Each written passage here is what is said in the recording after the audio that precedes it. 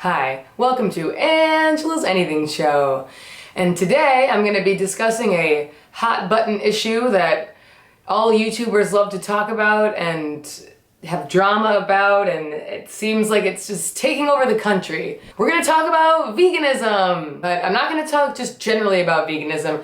I'm going to talk about people who are trying to become vegan or get into veganism, and I think a big mistake that vegans promote and how people could potentially come to veganism in a more gentle way. So really quickly, I am vegan. I fully transitioned into veganism January 4th of this year, but before that I had spent about a year, eating like really high plant-based meals, only eating eggs on the weekend. I didn't really eat cheese anyway, or dairy. So I was really only having a meat meal probably like 3 times a week. So it was like an easy transition for me. But you know, there's tons of vegan YouTubers, and you know the famous ones like Freely or Durian Rider, Fully Raw Christina. With all these vegan YouTubers, there's this very aggressive attitude of like, you need to go vegan or else you're killing the planets and the animals, and you have to go vegan like full force all the way. And for me, I started watching all these vegan YouTubers and I was like, oh, like they're so, like they seem like so happy and they're all living in these warm climates. Like, oh, I want to be like a part of that. I want to be friends with them. Now look, I'm not like 16 thinking like I need acceptance from strangers on YouTube, but you know, you always want to, people like to feel like they're a part of something, some type of club, some type of unique identifier. So I think a lot of people are watching these vegan YouTubers and they're promoting this lifestyle, and it's like, it's very extreme to some people. So I've been thinking about that for a while, and then, you know, if any of you watch YouTube, hopefully you do because you're watching me right now, so subscribe.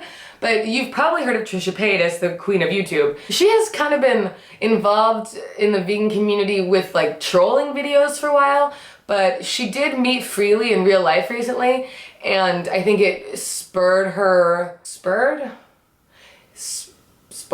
pushed her towards veganism to the point where she actually came out and made a video like a few weeks ago being like, I'm going vegan for 2 weeks.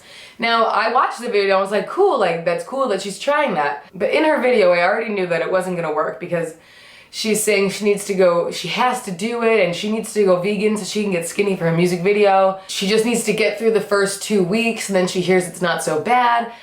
Saying all this stuff as if she is going on this like really strict, restrictive diet. Now, on the surface level, veganism is strict to somebody who's coming from like a standard American diet because you're cutting out all these things you didn't even think about. You're cutting out butter, eggs, meat, blah, blah, blah.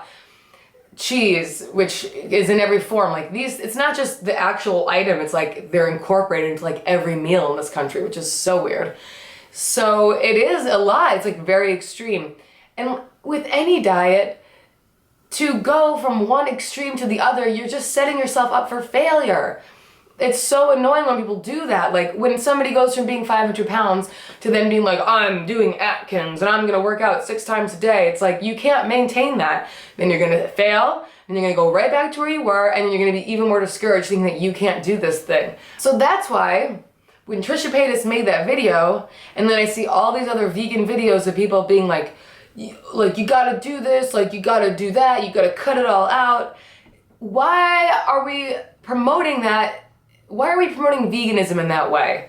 Sure, there are some people that are gonna be cold turkey, like a light switch overnight, something speaks to them, something changes, and they're ready to do it. The majority of people that vegan activists are talking to are typical Americans who are eating this typical diet. So they are not going to be the people that can just make a change overnight. So why are we promoting this all or nothing message in the vegan community? And then Trisha Paytas posted a video last week saying that she called I fucked up, and how she tried to do the vegan thing for 4 days, and then she got hungry because all she was eating was like, it was a watermelon cleanse, and that she ended up eating pizza with veggies on it, but she forgot that cheese isn't vegan, so she's not vegan, blah, blah, blah. And how bad she feels. And then now in a video from like yesterday, like, okay, I watched Trisha Paytas, all right? She's saying she's really gonna try again, and she's just gonna do it like Monday through Friday, blah, blah, blah. Trisha Paytas' behavior is not unique. People wanting to start some big change, trying it, realizing it's too much, and then you just fall apart. So my message to vegan YouTubers and vegans in general, why are we promoting this mentality that you need to be all the way vegan or it doesn't count? Ooh, excuse me. Why are we promoting that message? Like, instead, I want to say to Trisha, why don't you try cutting out butter for a week? And then do that, and then why don't you try reducing your egg consumption to the weekend? Or why don't you try adding in one green smoothie every day, or one raw meal every day, or one homemade salad every day? Or why don't you try having only one meat meal a day, or 4 meat meals a week?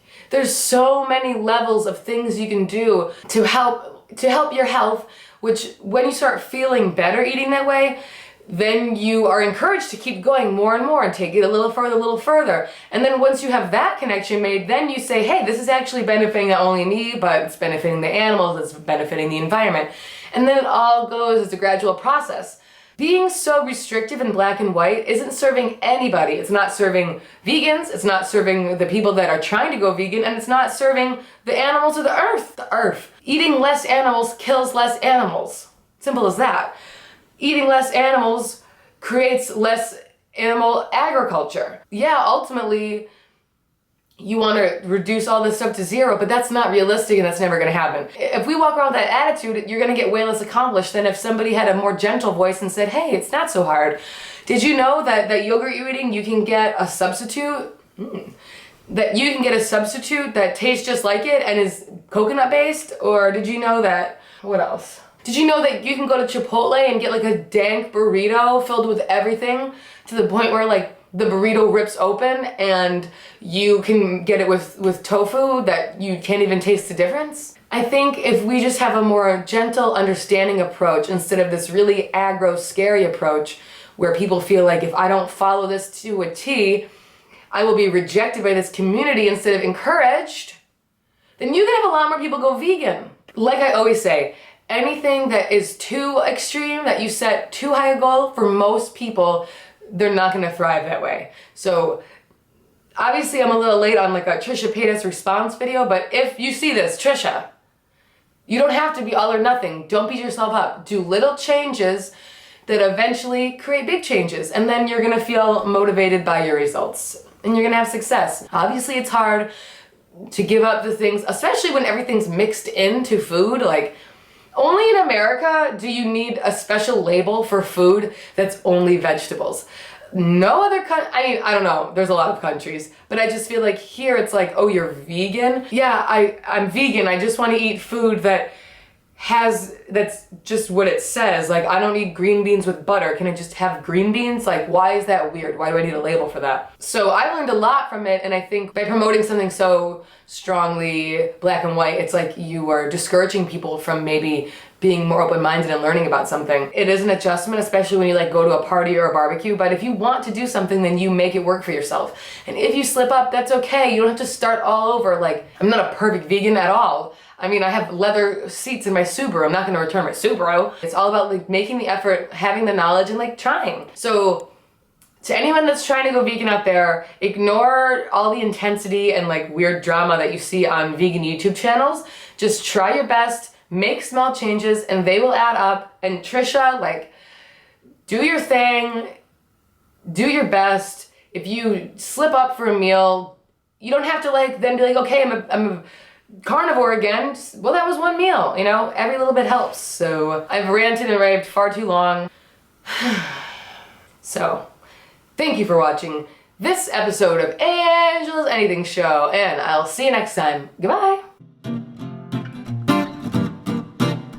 I was just like, okay, like what about the seasonal vegetables? And they were like, well, there's a lot of feta mixed in with the corn, so I'm like, okay, I'll just eat fucking French fries then.